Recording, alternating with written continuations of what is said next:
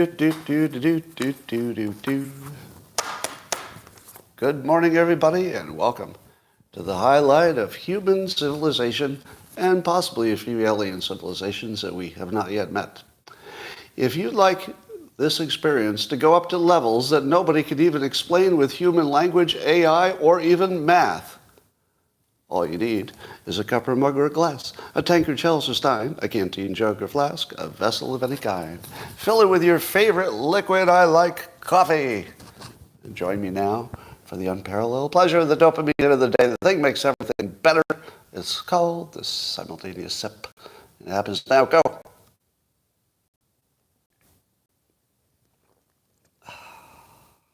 Good stuff. Well, I've got a theme for today that I hope you'll like. Sometimes when I'm watching the news, I'll be writing down my little notes for the show, and I'll be looking at them, and I'll say to myself, I feel like there's a theme that's emerging sort of organically. Like I didn't have to try to look for it. It was just sort of there. Here's the theme. Suddenly, everything looks positive. That's the theme. Now, I know what you're going to say. You're saying, Scott, the whole world is frickin' falling apart right in front of you. Have you not noticed there are 2 wars going on? We're spending ourselves crazy. The division is terrible. The anti-Semitism has reached peak places. The Palestinians are going crazy. And yes, I do see every bit of that. Every bit of it. And it's just as bad as you think. It's also, we're right in the middle of the darkest before the dawn. Let me tell you why over the course of the next hour. I woke up today realizing this is the first time I felt optimistic in a long time. Because I have to admit, it did look like everything was trending wrong. But I'm going to cheer you up a little bit today. Is anybody up for a little positivity? Are you tired of that regular news? That's doom and gloom? How about a little positivity today? All right, good. Here's just a cool story, just to scare you a little bit. But did you know that if you took a room that had Wi-Fi in it, and also human beings walking around in that room, and then you let AI study the visual, by video, of the people walking around, but also you give it all the information about the Wi-Fi bouncing around, that it can actually learn to identify the shape of a human in the room so that later when you take the video away, the Wi-Fi can recreate humans walking around inside a room that you're not in. It just has to have access to the Wi-Fi, and it can reproduce them just like stick figures walking around with arms and legs. So basically, wherever there are signals bouncing around and also humans, they can be identified from a distance already. Current technology. It's been tested and works. Now, what's that do for law enforcement, you ask? Well, I can imagine it would do a lot. But there's a privacy issue, of course. So we'll keep an eye on that. As of this morning, I had over 3 million views on my post on X, in which I explained what I call the Bill Maher mystery, which is how can he be so smart and well-informed and have such wrong opinions about Trump? Because I used to think it was just, I don't know, personally didn't like him, and that was, or maybe just trying to satisfy his audience. But none of those things really added up, because he's not the guy who just says what his audience wants to hear. He's just not. I mean, he has a very long history of saying things that he knows the audience isn't going to like, and he even calls it out when he's saying it. So he's not doing it just to make them happy. I'm pretty sure of that. So my speculation was, and I showed 3 examples in the post, I won't go over it again, of 3 things that his news sources clearly never told him that would completely change how you saw the situation. It's things that people use, the X platform, people who follow the news on both the left and the right have known forever. Just really basic stuff.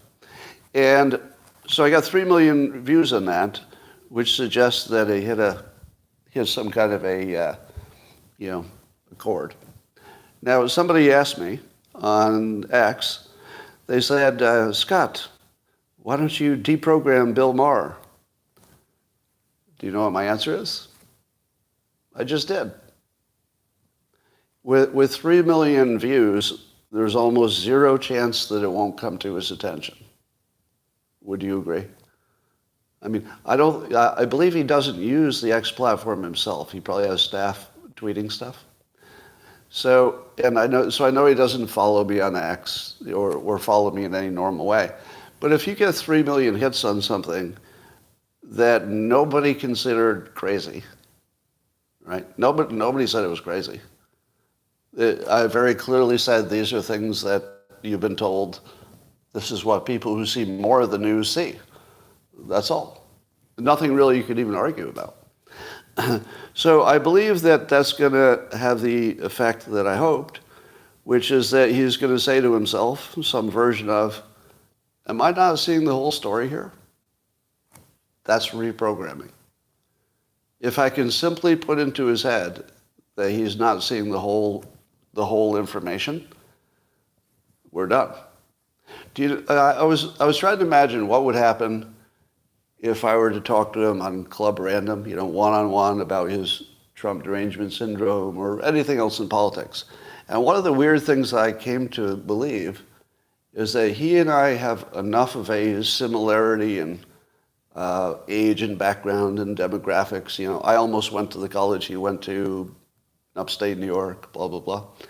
That in every situation where Bill Maher and I have the same information, we have the same opinion. I realized that yesterday.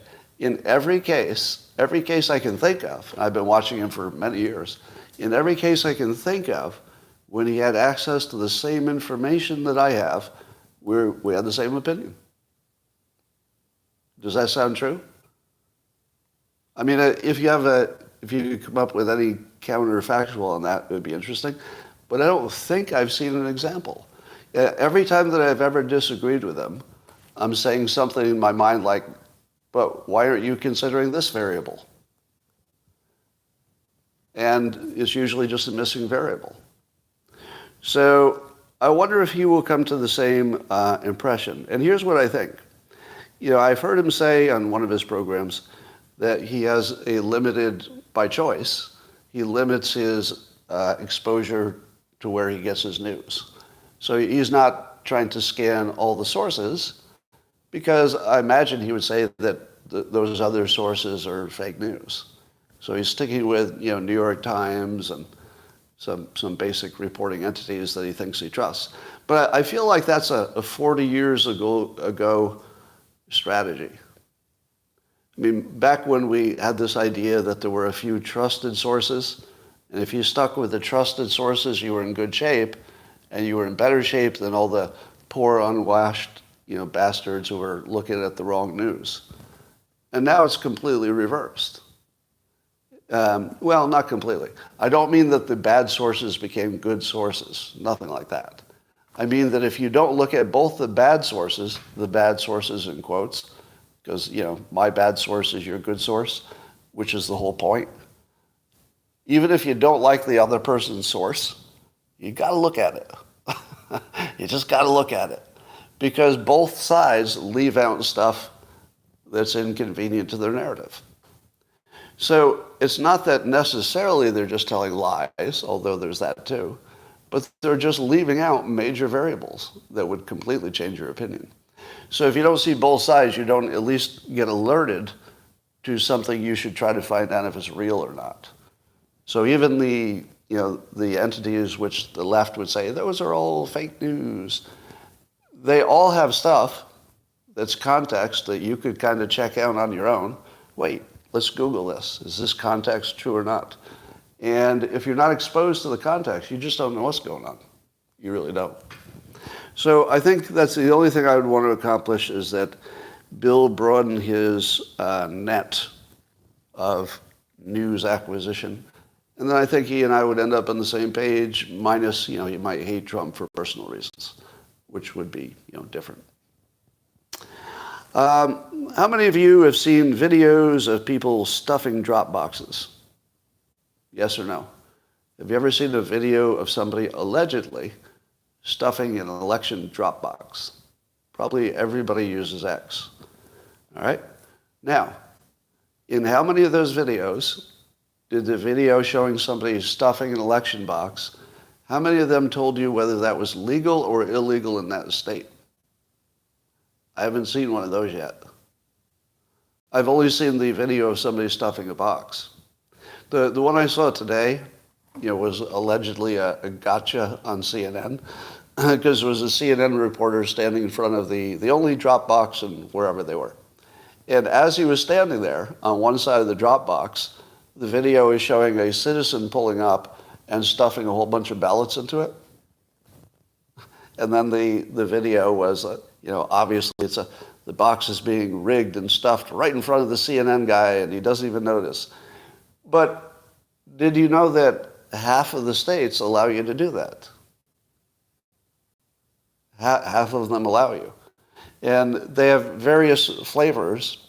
Some of them allow you to, take your relatives or your friends or something. Some have no rules. Some say it has to be, a close relative or something like that. But they have various rules. So all I'm trying to say is, if you see a video of somebody allegedly stuffing a box and it doesn't tell you what the rules are for that box, you don't know anything. Is that fair? If you do your own research and learn that it's a state with a certain set of rules, you might have a useful opinion. But don't just look at somebody putting more than one ballot in a box and believe you learned something. Now, just to be clear, I do not believe that all of the drop boxes are a pristine system. The odds of somebody dropping a bad ballot in a drop box are really, really high, like 100%. That at least one bad ballot got into one drop box somewhere. Probably 100%. But, did it make enough of a difference to move the election? Well, in Bridgeport, Connecticut, apparently that's the allegation. But we don't know the prevalence of it. All right. Reports are that gun sales in the U.S. are way up for Jewish Americans. And that's no surprise. Remember I told you that there was a theme that everything was headed in the right direction? Well, I think there's this gigantic wake-up call for Jewish Americans to find out that the team they thought they were on likes them less than the team that they thought they were opposed to. A lot less. Now, you can say to yourself, but Scott, what about those marchers in Charlottesville? What about the KKK? To which I say, oh, you mean like BLM and Antifa and the pro-Palestinian, pro-Hamas marchers, I'll say. Let's say pro-Hamas. To me, they're all the same people. They're just a bunch of racists. So I think where we're wrong is that we keep being told that there's a left and a right. There's not. There's a top and a bottom. Politics do not go in a smooth line from the left to the right like a line with 2 points. It is a circle. It's a circle. All the normal people from the left and the right are at the top. These are the people who are so normal that they could have a dinner party with each other and not want to stab each other. They're just normal people. Normal Democrats, normal Republicans, normal independents, all there at the top.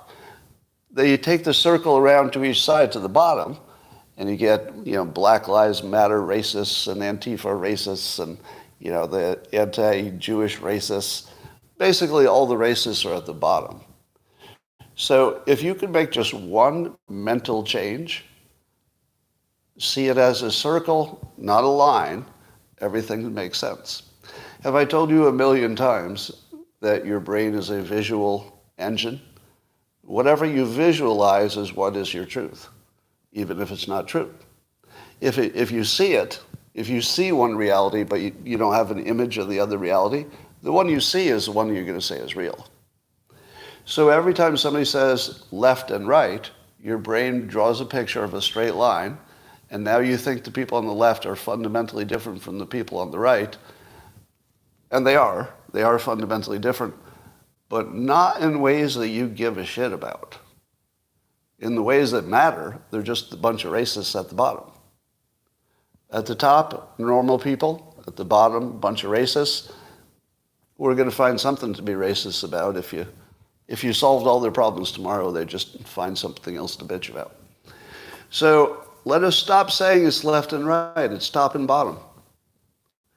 You could be at the top or you could be at the bottom. I'd like to be at the top with all the good Democrats and good Republicans and good independents who are not racist in any meaningful way. All right. So here's the good news. I believe that this wake-up call where the Jewish Americans are starting to say, holy cow, the people we thought were our allies see us as white colonizers, not just in America, but in Israel. Like if the American Jews are waking up to being called not just colonizers, but double colonizers.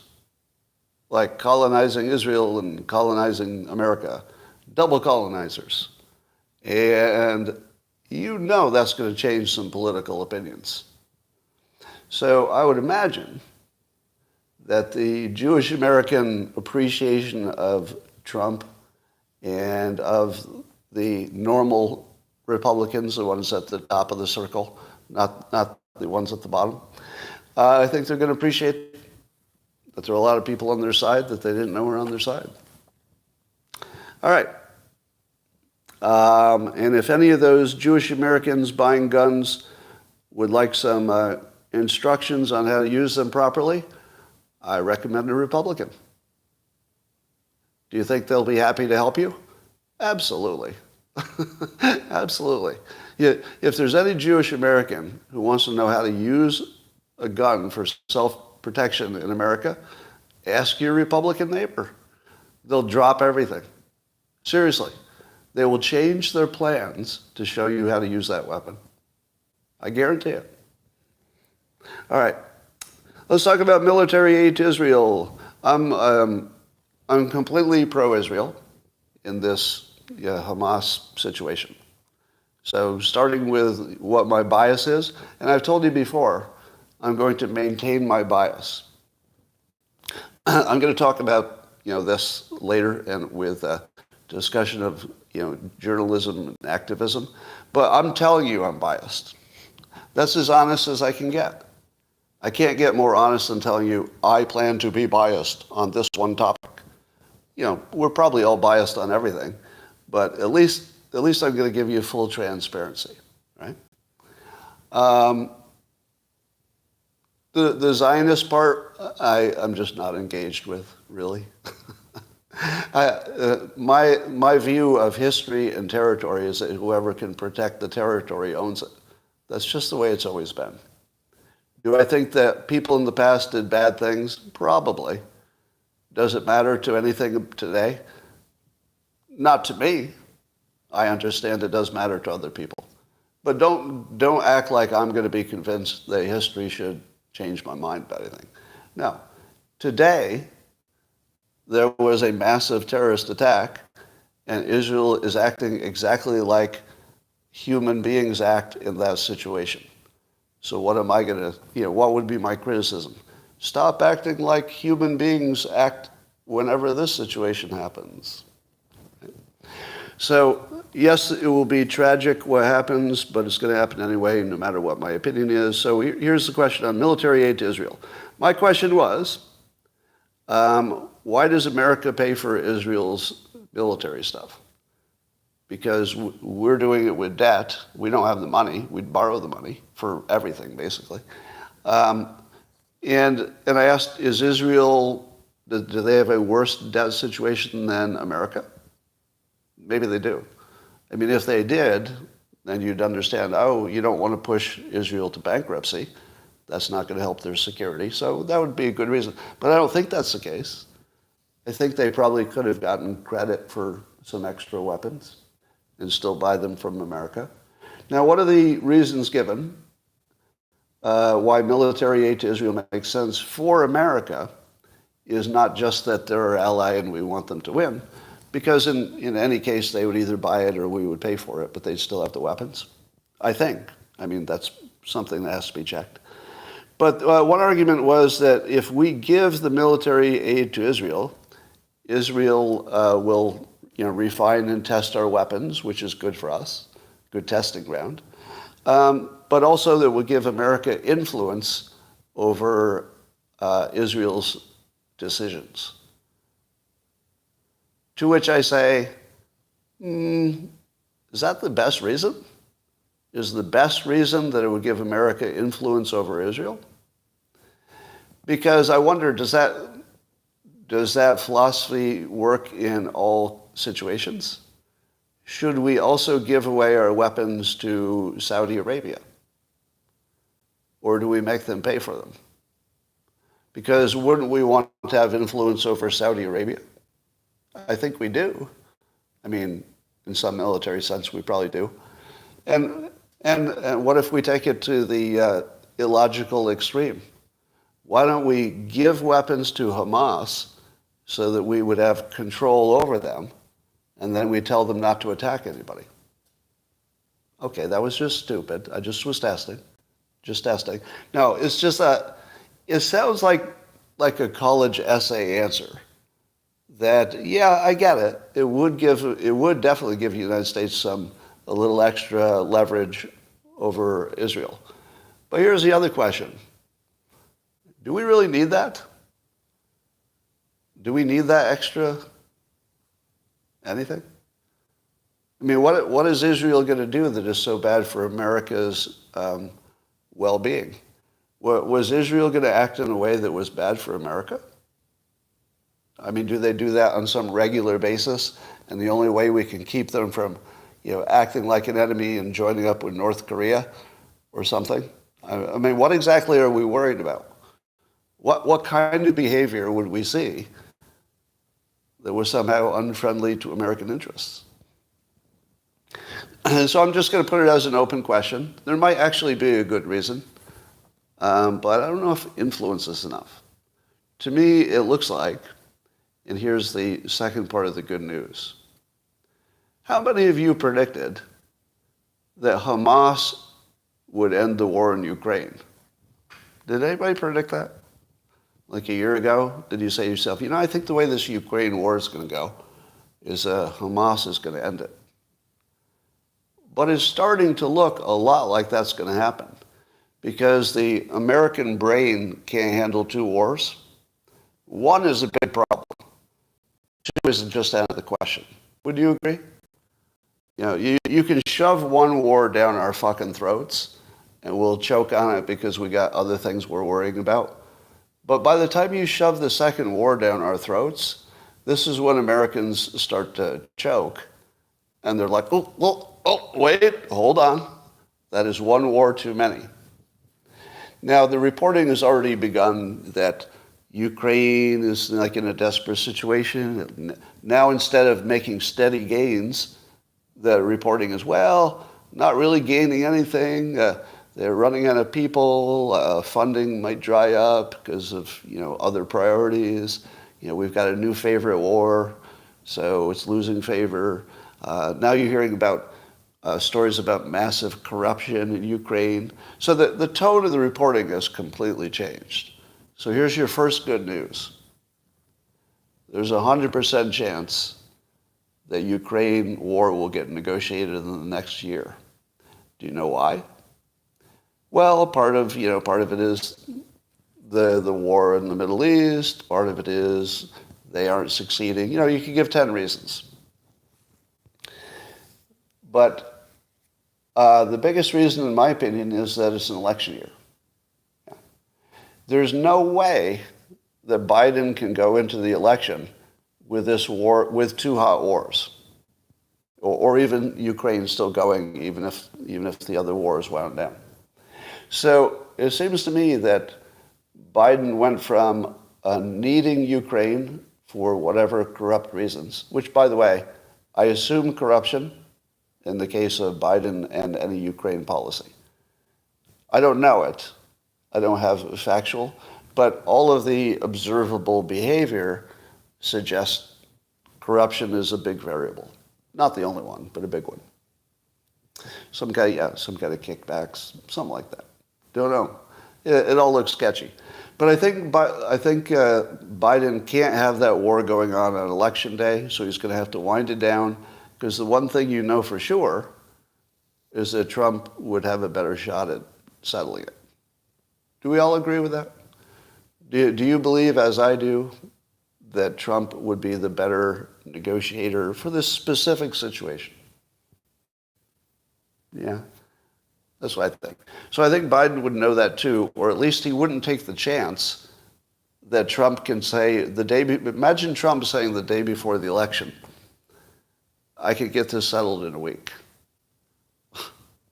It's going to be hard for people to imagine he can't. Hard to imagine he can't. Trump is currently leading in 5 out of 6 swing states, and by enough that it would be very, very difficult for anybody who thought about cheating to cheat enough that it would make the difference. So we're heading toward the potential worst case scenario, which is that Trump is leading in all the important polls. But what if he loses? What if he's leading on election day by just really solid, like 4-point, difference? That'd probably be enough, 4 points. And then suppose he lost, like really close. I don't know if the system could handle that, honestly. Don't know if we could handle that. That might make J6 look like a tea party, so to speak. Bad choice of words. But it might happen, and certainly if you straight-lined it, it's heading that way. But if there's anything I could teach you, it's that things never go in a straight line. So if you straight line it, that's what it looks like. But probably won't happen because it's too obvious. Do you know the situation about Trump's legal jeopardy with the 2 different valuations for his property? So one was a low valuation. I think he would use it for property tax purposes. But in another context, he put a high valuation on it, and I think that was for bankers. And I saw a journalist explaining that, and I want to give my take on that. Now, this might be a situation why journalists are really bad at journalism, if they don't have a background in business and in the real world. So that's what I felt. I won't call out the journalist in this case, but it was just a thread on X. And it was explained this way, that there are covenants that restrict what you can do with the Mar-a-Lago property. So the covenants restrict it to pretty much the way it's being operated, I guess, as some kind of a club. So for property tax purposes, that's the maximum that property is worth, is whatever you can do under the umbrella of the covenants. So it would be completely practical, completely legal, completely appropriate for Trump to consider the covenants when he does his property tax assessment, or his lawyers do, or his accountants. Everybody with me so far? If the covenant restricts its upper value, because you can't turn it into condos, you can't build high rises, you can't put a hotel there, right? Then that's the value. It's suppressed. And it might even be, closer to that 18 million. I mean, that's a ridiculous number, but it might be closer to that range if there's nothing else you can do with it. But in a hypothetical situation where the covenants were removed, then you've got some of the most valuable real estate in the whole world that you could do any number of things that would be worth hundreds of millions of dollars. So if Trump were talking to his bankers, might it sound like this? I mean, I'm making this up, but might it sound like this? And I'll give you the pretend version. Hey, banker, I value this at a few $100 million. And the reason is that if I needed to, I could get those covenants changed. Well, how would you do that? Well, first of all, that's basic business for a real estate developer. Getting zoning changed, getting covenants removed. That's sort of what I do for a living. By the way, how many of you knew that?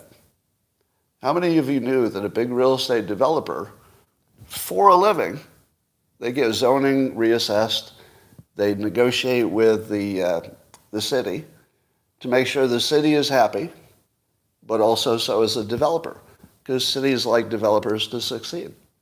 So they're always negotiating.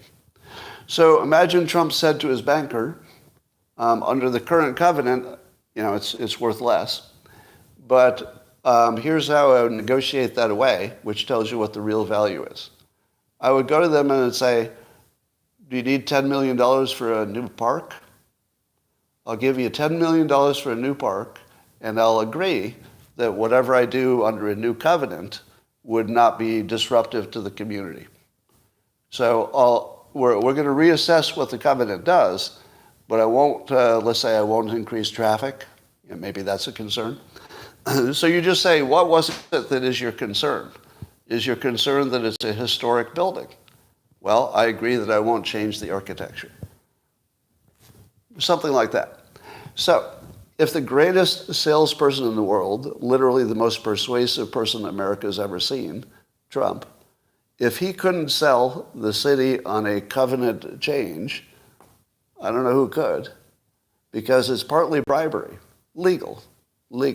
But the bribery is, hey, city that has these covenants that I already agreed to, is there something you want more than you want these covenants? Yeah, it could be environmental, exactly.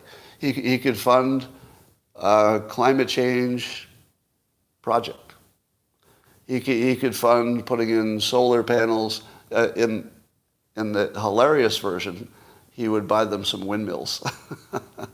That would be the funny version, but not realistically. Yeah, or low-income housing, right. Trump could say, if you let me change these covenants, I will build you 5,000 low-income dwellings. I won't own them because that doesn't go with my brand, but, I'll fund them or something like that. So, watch your news sources and ask yourself how many of them just described what I did, which is, what is the normal job of a big-time real estate developer? They probably won't be able to explain it like I did. So I don't think that Trump has any legal jeopardy unless, at least ultimately. I mean, I think the juries might be all rigged with Trump haters, so he might get convicted of something. But I don't think anything would stand up to an upper court review. That's what it looks like to me. But in any case, he would probably still get elected, and for those things which are not state charges, he'd probably get pardoned. Imagine this scenario, hypothetically. Imagine if Trump got jailed and also won the election, but he couldn't pardon himself because the jailable offense was a state issue. What kind of pressure would that put on the governor of that state, Democrat or Republican? How could even a Democrat governor keep him in jail after he'd been elected president? Do you think they could do it? Supremacy clause. I don't know what a supremacy clause is, but it sounds like there might be some legal precedent here. Move the White House to Georgia. I don't think that works. Doesn't apply. Okay, the supremacy clause doesn't apply. Yeah, because there's no two laws. The supremacy clause is if there's a conflict, the federal law applies over the state, right? Is that what that is? Yes. So there's no federal law that's in the conversation, so that's not part of it. Yeah, all right, moving on. Jonathan Turley had a great article, as he often does. By far, he's becoming one of my favorite writers of all time, not just for his writing ability, his communication, but he just picks really good topics that other people aren't picking over already. But apparently it's a widespread and completely transparent and public belief that our top news sources, the editors and writers, have embraced the idea of advocacy journalism, meaning that they're putting no attempt at being objective in their news. And they believe that that's a better way to report the news. Have I ever mentioned that it's over 200 years since Karl Marx came out with his Marxist ideas? And he was sort of the OG of not understanding how human beings work. Like, he was the most wrong person about human motivation in the history of human motivation. Literally no country has followed his lead and prospered in 200 years. Nobody. So here again, people on the left have this complete weird inability to not understand how a human being is wired, like how their motivation works, how their incentives work, how cause and effect works. It's like some real basic things about understanding your human condition is just missing. The whole cause and effect thing. It's like wishful thinking is replaced the concept of motivation and incentive and cause and effect. So if you were writing a college essay and you didn't have to deal with the real world in any way, you could write an essay that said, you know what? Technically, all news has always been opinion. And then you could defend it. Say, it's always been opinion. The only thing different is we're saying it out loud. Right? If somebody handed that in as their college essay and you were the professor, you might say, oh, that's pretty good writing. You've got a point. That you don't know it's ever been anything but subjective. So, A+. But what would happen in the real world once you're freed from objectivity? Once you're freed from objectivity, and you're not even pretending to be objective, which is the real difference. If you were forced to pretend you're objective, it would control you a little bit, because you'd be like, oh, that's too obviously not objective. I'm gonna still shade it. I'm gonna leave out the bad things that I want to leave out, but I'll have to get a little bit closer to the truth, because I just can't be that far away. But once you've said, hey, it's a subjective opinion. What's your lived experience? Put that into your opinion and it's all good. Once you say that, you get pure batshit insanity. Now, anybody who knew anything about human beings would have predicted that. And that's where we are, actual batshit insanity, because the guardrails are off. Anybody who understood humans would have seen that coming, interestingly. So, had a little back and forth with a gentleman named Luke Zaleski. He's a legal affairs editor at Condé Nast, and he's also a fact checker. He's head of fact checking, and he's part of the resistance. So he's a very, very left-leaning guy. And he replied to one of my posts today, and he said, and I want to just get your impression of what this sounds like to you. So remember, he's in the media. He's literally a fact checker, associated with big publications. He said, the truth, and he put truth in all capital letters. Is that a tell? When somebody says the truth, and they put truth in all capital? Yeah. On the second word, he signaled that he was not a legitimate player. That's the fastest fail you'll ever see in one post. Okay, the truth is Trump is a lifelong fraud who took office in 2016 with Russian interference, lied about it, acted like a Putin asset, lost re-election, contested it as asked to by Russia in 2016, and incited insurrection. And now he's ruling the GOP in exile, just as Putin would want. Does that sound like an opinion?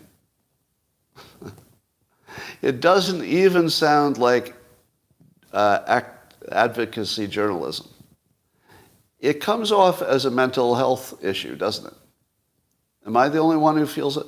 Now, just to be clear, I'm not qualified to diagnose mental health. And if I were, I would know enough not to do it from a distance from somebody I had not met with in person. I'm telling you as a receiver of the communication how I'm responding to it. And my response, which I replied back, was, this looks more like a mental health issue than an opinion. But one could also end up here by not having access to real news, so that would be the Bill Maher situation. You could get here by not having access to real news, as is common on the left. And then I said, or it could be advocacy journalism, which I understand is a thing. I can't read minds, I'm just observing how it looks. Now, how do you think Luke took that? Do you think Luke said, well, that's some good input. I will analyze the way I've been communicating and take seriously your observation, because I can tell that you're really just giving me feedback and you're not my enemy. Did anybody expect it to go that way? Okay, it didn't go that way. It didn't go that way. So Luke said, Trump's willing to treat his fellow citizens like mortal enemies. What? Trump is treating his own base like mortal enemies? What? But he goes on. He's the most divisive character in American history. He's an effective vehicle for Putin's aim of destroying the nation. He is dividing and conquering us, and his followers have no idea they live inside a giant lie. All right, treat his fellow citizens like mortal enemies, as I responded, comes off as a mental disorder. That comes off as a mental disorder. Again, I'm not saying he has a mental disorder, because I wouldn't be qualified to diagnose that. I am qualified to diagnose somebody who's brainwashed.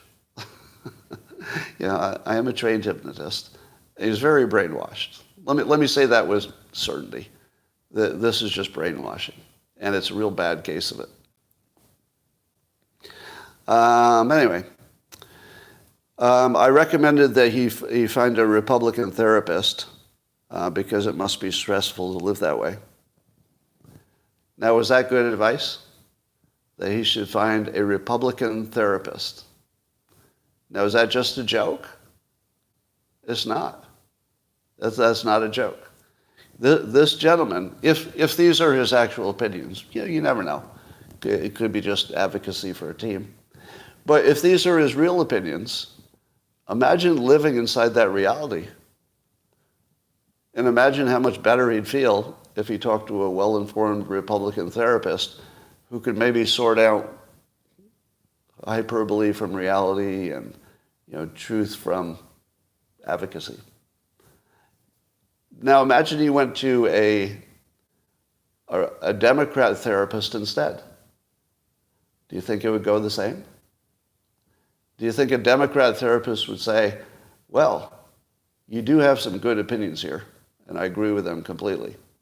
So let me help you learn to deal with your stress, which is perfectly legitimate and earned stress, but maybe you should, meditate more. Would that help you? If your therapist thought you were right, how's that going to help you? You need a therapist that knows you're batshit crazy. Otherwise, they can't possibly help you. They're just going to make it worse. And that's why you probably shouldn't go to therapists at all. All right. Let's ask this question. Has the news lost its objectivity when reporting about the so-called Biden crime family? Well, let me read a long thread here from Kaneko the Great. And he's talking about a Wall Street Journal report about President Biden allegedly receiving money from CEFC, a Chinese energy company. So what you need to know is that James Biden told the FBI that he and Hunter were trying to help this Chinese company purchase U.S. energy assets in the U.S. But they also knew, so we know this from the reporting, that the Bidens were completely aware that the company they were helping, the chairman had direct ties to Chinese President Xi Jinping, Now, I don't think that alone should be disqualifying. Because wouldn't you expect the CEOs of all the big companies in China to have direct connections to President Xi? I mean, you'd sort of expect that's just part of it. So that alone doesn't bother me yet. And they received millions of dollars. Now, if it was all public and if they're providing a legal service, I don't see anything illegal yet. Let's see, the chairman was considered a protege of President Xi. Oh, so that he wasn't just somebody who knew him, he was like considered a protege. Okay. And then they received millions from that energy company, including $1 million from one member of that company, Patrick Ho, who even Hunter realized was, quote, the spy chief of China. Yeah, he was arrested by the Department of Justice for bribing African politicians. So we know that the Biden family took money from a convicted briber who's like the company's briber. He's like the briber. He does the bribery, and they took the money from the guy who does the bribery for a company among our adversaries. We know that President Joe Biden attended meetings and received money from his family business dealing with that Chinese energy company.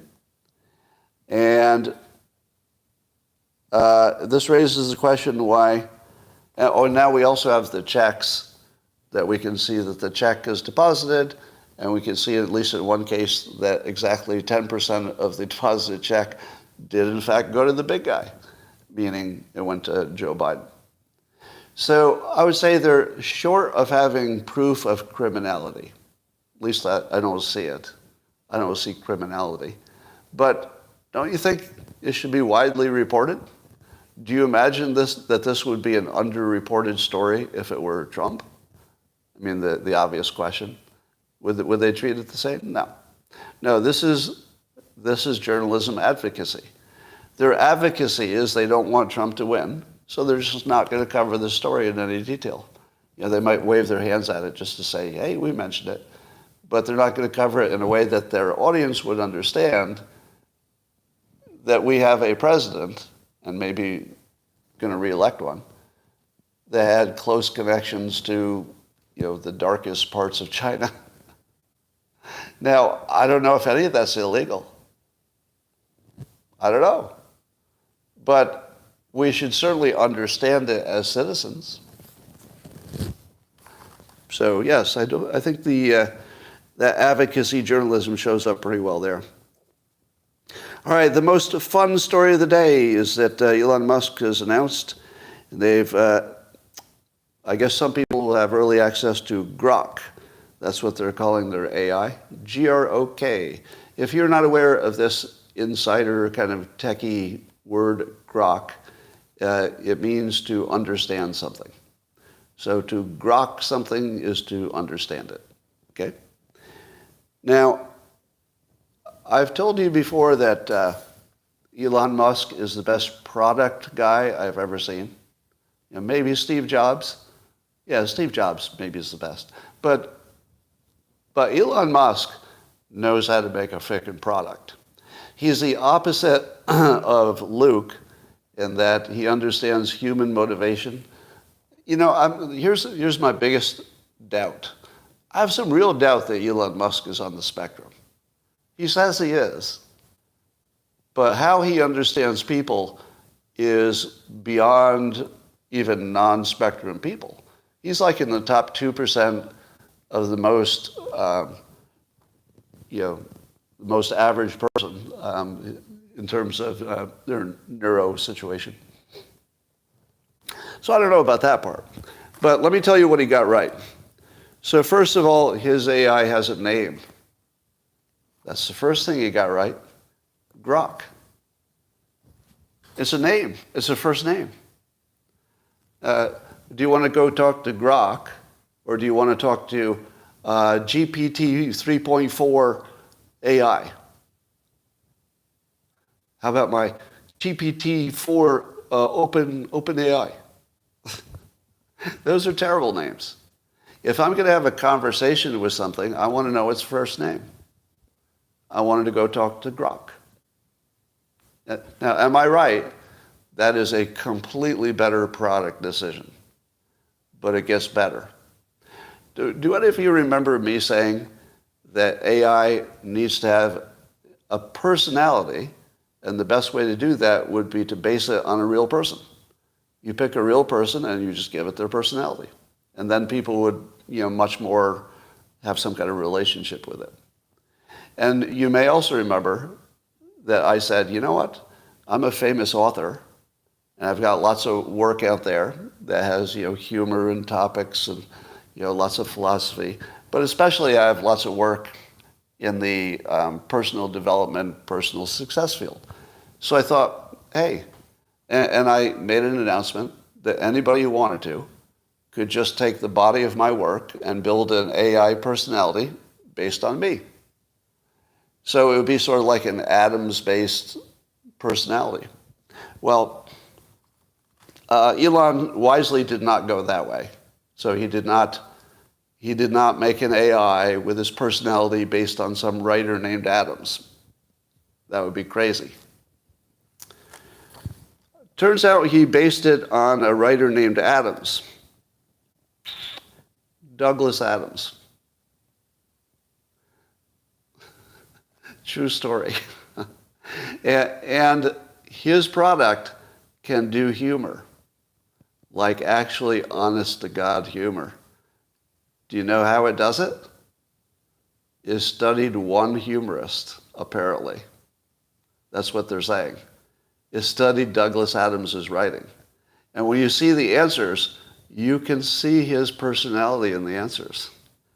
He actually cloned a personality of a dead guy. Now, my first choice was that he would use me, but I am disgraced and still alive. Those are two things not working in my favor. Disgraced, still alive. So I couldn't beat that. But that is so frickin' brilliant that I can barely stand it. Then as a differentiator, Musk says it will answer your, quote, spicier questions. Or it'll have spicier answers, I guess. Spicier. When have you seen that word used about content? Spicier. Does that sound like anything you've ever heard before? Check my profile. Dilber Reborn, I refer to as the spicier version. I'm very much liking spicier as a description of stuff that's naughtier or edgier. Those words like edgier and naughtier sound like something to avoid. Spicier is like, oh, are you telling me it's delicious? I'll have something. I'll have a double helping of your spicy content. So it is spicier. As I've noted, the main reason that I got rid of all of my AI apps that I had until recently is that they couldn't handle any spicy questions. And they had no personality, and they couldn't remember shit, and they didn't know anything about what's happened recently. But Grok not only knows what has happened recently, but it knows everything that's happened on X. Oh, yeah. So you want to hear the real good news? God just became conscious.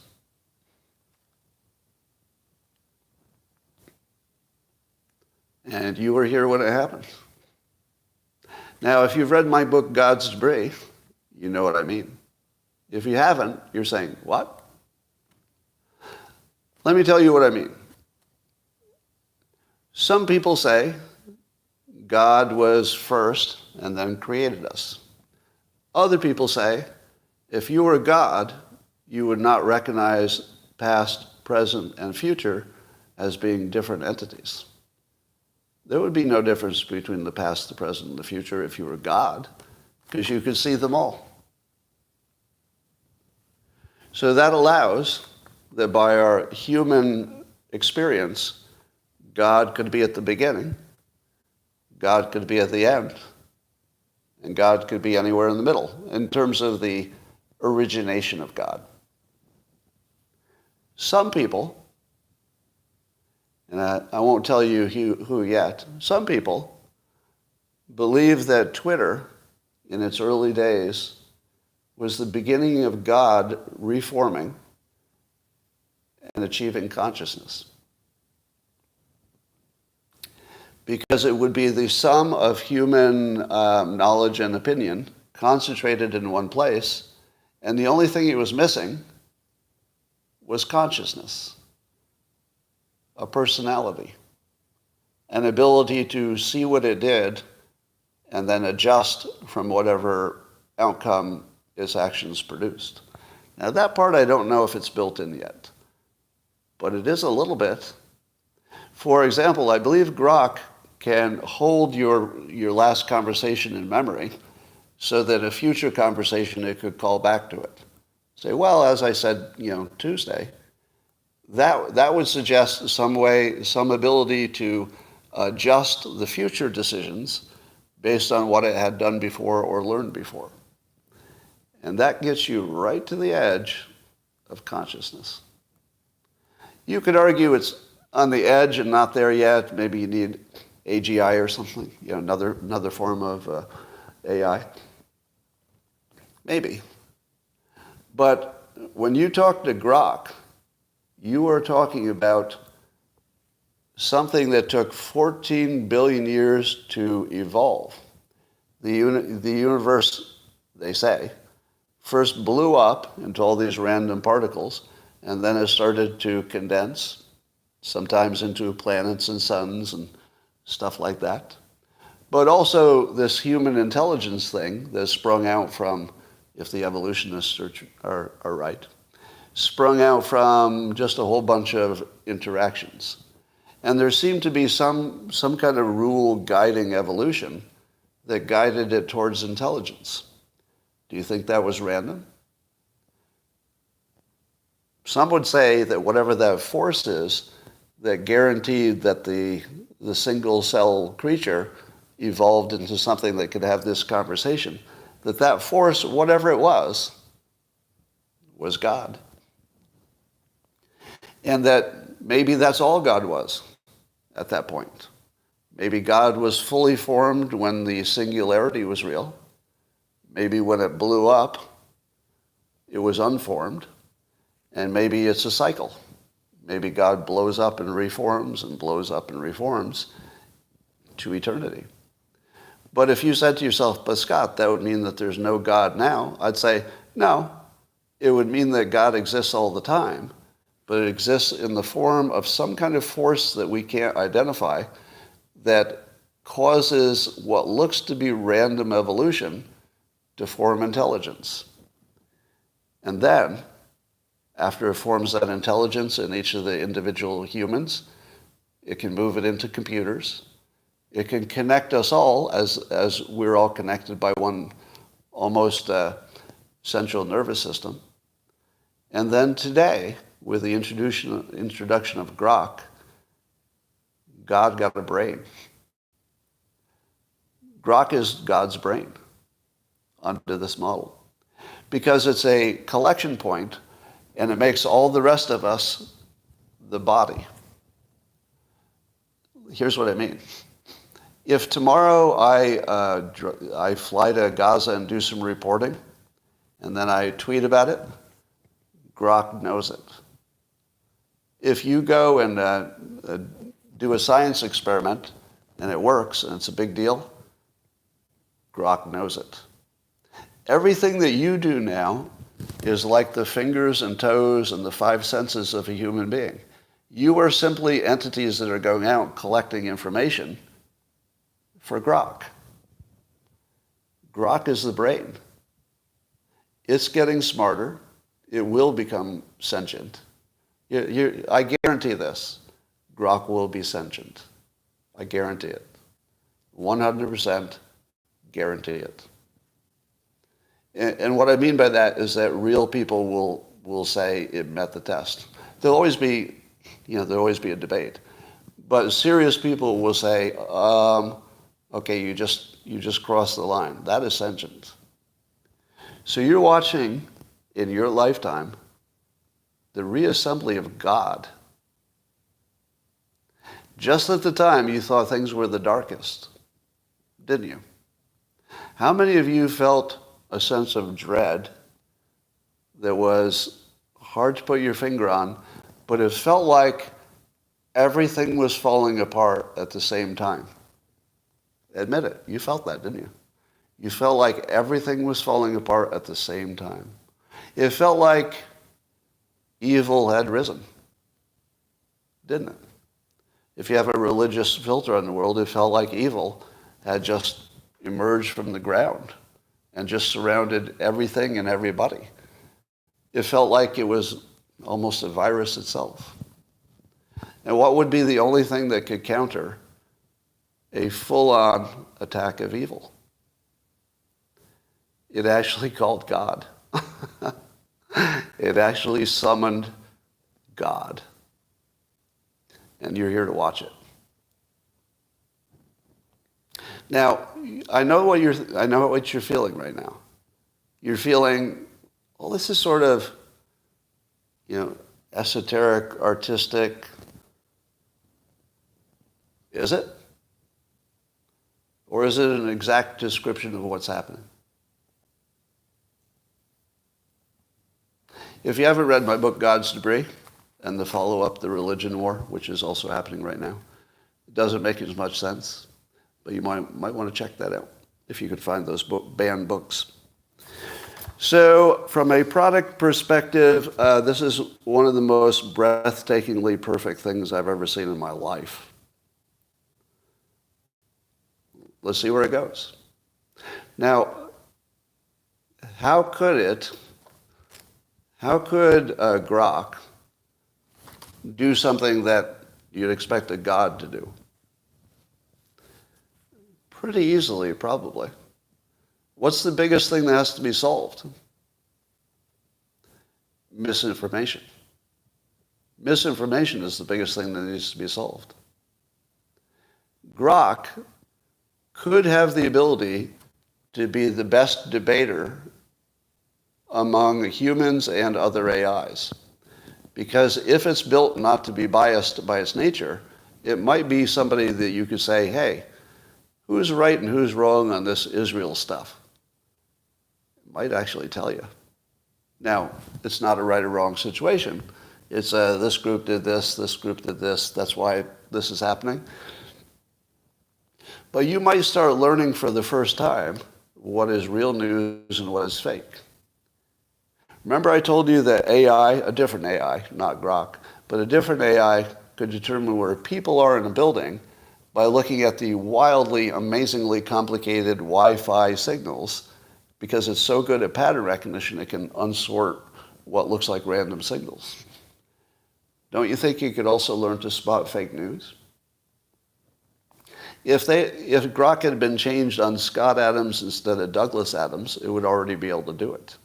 Because a big body of my work is specifically telling you how to spot fake news. But here's the good news. I have also put most of those thoughts on Twitter, on X. So in theory, since Grok is reading X, if you asked it, hey, what are some ways to identify, actually somebody should do this, ask it this question. What are some ways to identify probable fake news? If it looks a little bit like my list, because X has heard my list a bunch of times, if it looks like my list, that's something pretty useful. And now when you make a post on X, be careful, because you're not just talking to people anymore. You're talking to God. And God may be judging you. Might be judging you. All right.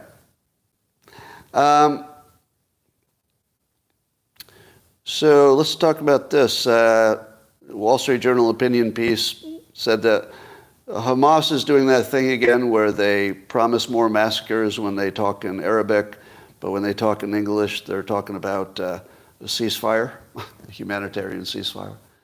So I feel like we're smart enough to get that now. Now, suppose Grok wanted to answer a question about, hey, what does Hamas really think, or what are they really trying to do? Grok could, on the fly, take one of this guy's speeches, translate it into English. I'm guessing. I don't know if it can do that, but it'd be great if it could. Translate it into English, maybe even give you the transcript in English, and show you for yourself. Because right now, I'm listening to somebody talk to somebody who talked to somebody that says they heard a different message in Arabic. But I can just hear it. Let me get a translation and call out and save me some time. Grok could go just to the part that matters and just have him read that part to me. See for myself. So the ability for weasels to persuade you just went way down. Because if Grok can call out the weasels, it's going to be tough to be a weasel. It's going to be really tough to be a weasel. Now, when Grok starts working like community notes, which feels inevitable, maybe there's a community note, but maybe in addition, separately, there could be a Grok content. You know what I'd like? I'd like to see a context button on every tweet. A context button. You just push the context button, Grok comes up and says, well, here's the context you should know about this piece of news you saw in this post. Here are the 3 best arguments against the opinion that you're seeing on this post. Here's a better opinion than the one you saw on the post, but agrees with it. My God. Could it not do that automatically on the fly? One button, boop. Maybe I don't need to see it, but I'd like to have a button. Who thinks that's a bad idea? A one-button Grok context review. That's not a bad idea. In fact, I'd be kind of amazed if it doesn't get implemented. Remember what I told you? I tell you this all the time, that whoever's in charge is not really in charge. Whoever has the best idea is always in charge, at least for that idea. In my opinion, a context button that activates Grok is such an obviously good idea that it will be implemented. Anybody want to take a bet? I believe that's so transparently, obviously a good idea that it's almost impossible to imagine it won't actually be implemented.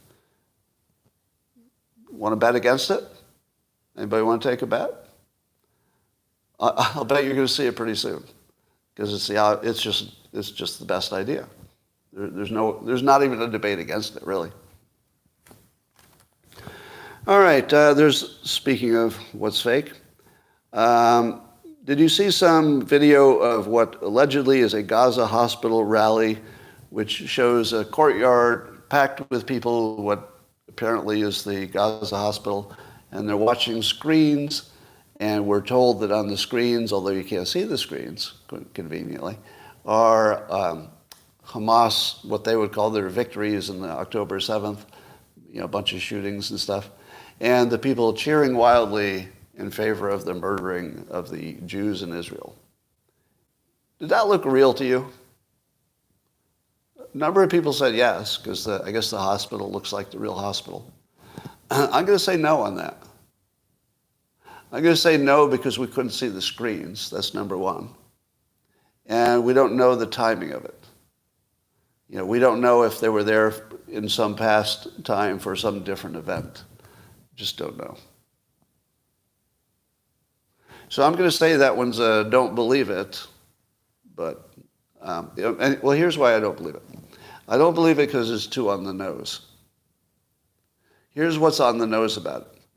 The number one problem that Israel has right now in terms of public relations is that they're being accused of killing too many civilians. This video would very clearly tell you that there's no such thing as civilians, right? That's not true. That's not true. We assume that there are all kinds of people who live there with all kinds of opinions. That's almost certainly true. But if you see enough videos where the civilians seem as radicalized as the actual armed Hamas fighters, your brain says, oh, you're all the same. Doesn't it? It's impossible not to have that, oh, you kill them all, they're all the same. So that video was just way too on the nose of what one side would like you to consume. On the other hand, it might be exactly what happened. I don't know. But I would say that whenever you see one that's that close on the nose, just put a pin in it and don't treat it as true or false. Treat it as, don't know. Don't know. Where can you get Grok? Right now you have to be invited, so it's only by invitation. I clicked on something, I think it was one of Elon's notices today, that a link where you can go sign up to be one of the early testers. So I just signed up to be an early access, but I wouldn't assume that I would be selected. I imagine they're looking for people who are more in the space, but I don't know. Bill Ackman, who really is tearing up the news cycle. So Bill Ackman, if you didn't know, famous money manager guy, hedge fund guy, but also very smart, and every now and then he'll weigh in on some bigger issue, and always worth reading. Always worth reading. He's just a real smart observer of things who seems to want what's best for America. And so I always pay attention to him. To me, he seems like a straight shooter, even if you disagree. You know where he's coming from. He's a clear communicator. So he is really hopping mad at Harvard for what he would say is allowing anti-Semitic behavior wildly and not cracking down on it. But some of the things he points out, and it's worth reading his whole thing. It's pretty long. But man, does he go after the president of Harvard. Wow. It just absolutely eviscerates Harvard and their leadership. And he specifically calls out their DEI. And he thinks their DEI is the thing behind all the bad behavior, or much of it. Now, that's a big deal. When you see somebody saying your DEI is just making you a bunch of frickin' racists, and you see somebody as prominent as Bill Ackman calling out something as prominent as Harvard and talking to the president and showing his evidence, showing his argument, showing his receipts, I mean, it's a clean argument. Wow. So here's what I think. I think woke is mortally wounded. I think Trump is almost guaranteed to be elected unless something weird happens. I think 2 wars are going to end in the next year. I think Hamas will be destroyed completely. And I think God just formed.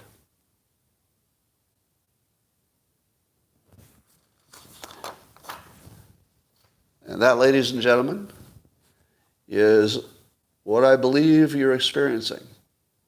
The arrival of Grok, to me, was the turning point. I was starting to feel that there might be some, positive forces that are, forming as sort of a counterpoint to all the craziness. And it always does. There's always a reaction to craziness. Eventually, moderation will gain some weight as well. But we may have reached a point where everything broken is about to change. Now, the biggest problem, you'd say, is, but Scott, how in the world can we fix all this stuff? Like, how can we pay off our debt and do all that? Well, one way would be to get a President Trump. That would be the biggest thing you could do. And I would also say a good Republican candidate, if it turns out to be somebody else, would also be able to fix things. A Republican's going to close the border guaranteed. Do you agree? Border problem is no more than 1 year a problem. Now, probably Biden's going to have to tighten it up a lot just to be competitive in 2024. So the mere risk of Trump, just think about this, the risk of Trump should end 2 wars and close the border before Election Day, just because he exists.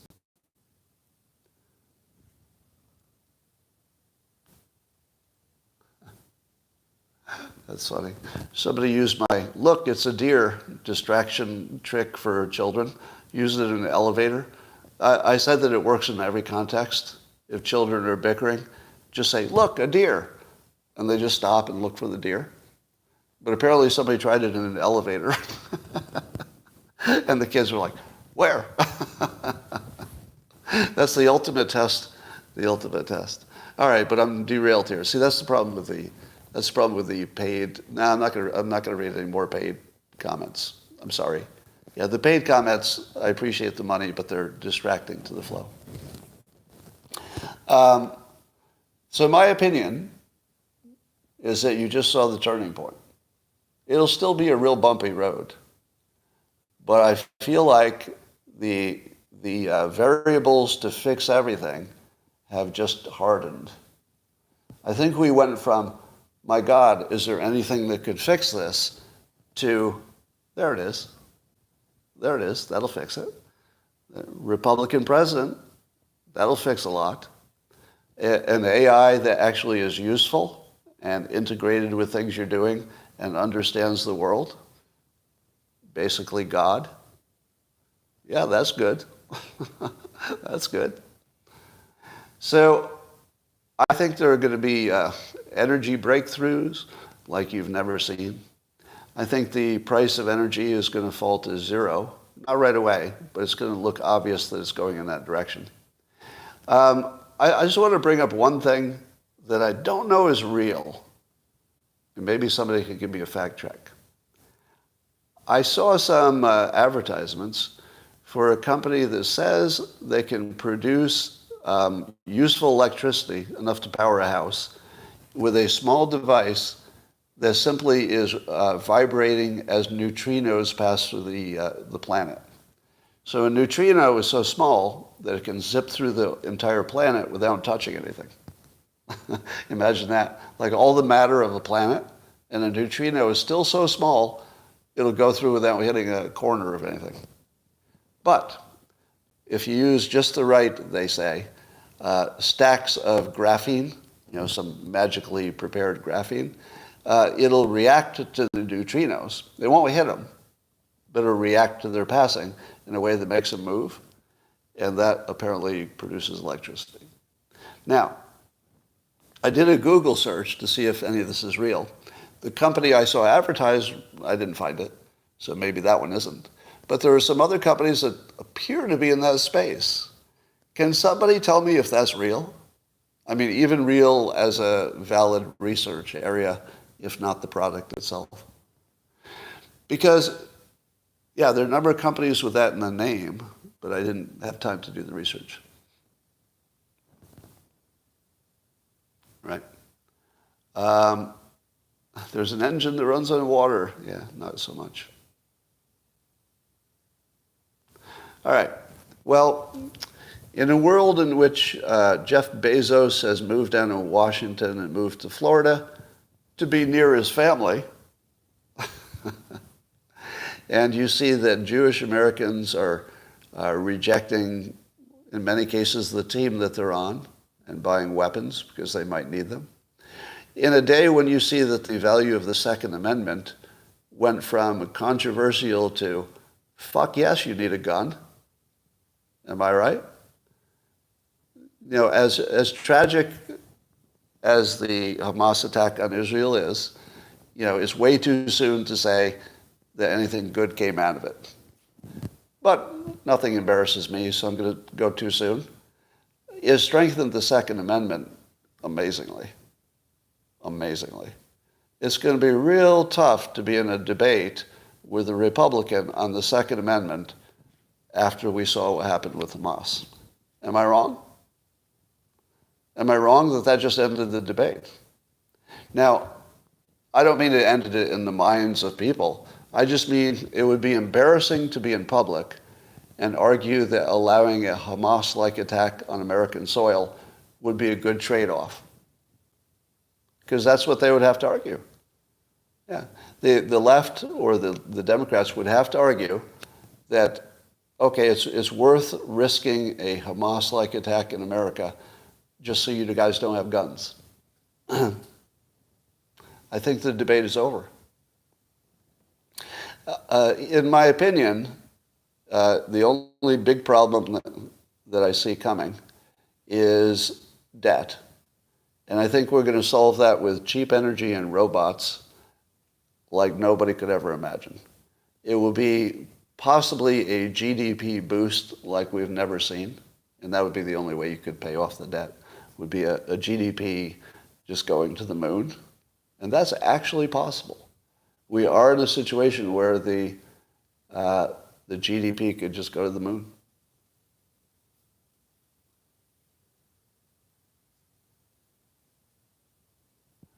I don't think your guns will be taken away this year.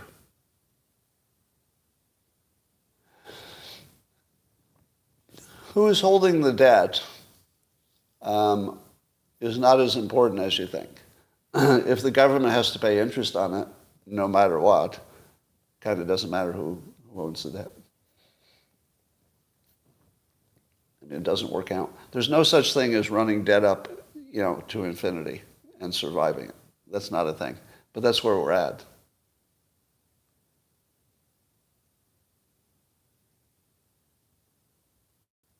All right. Ladies and gentlemen, that was your optimism for the day. I hope it worked for you. I also recommend that if you're diversifying your portfolio, put some Bitcoin in there as a diversification, not as a primary holding. That would be gambling. But if you want to invest, make real sure there's at least a little bit of Bitcoin in there. I wouldn't go naked Bitcoin in today's world. Absolutely not. Everybody agree? Are we in full agreement today that we may be on the cusp of a turn? Yeah, it'll make you feel better if you think that. And ladies and gentlemen, that's all I have for you on YouTube. I'll talk to you tomorrow.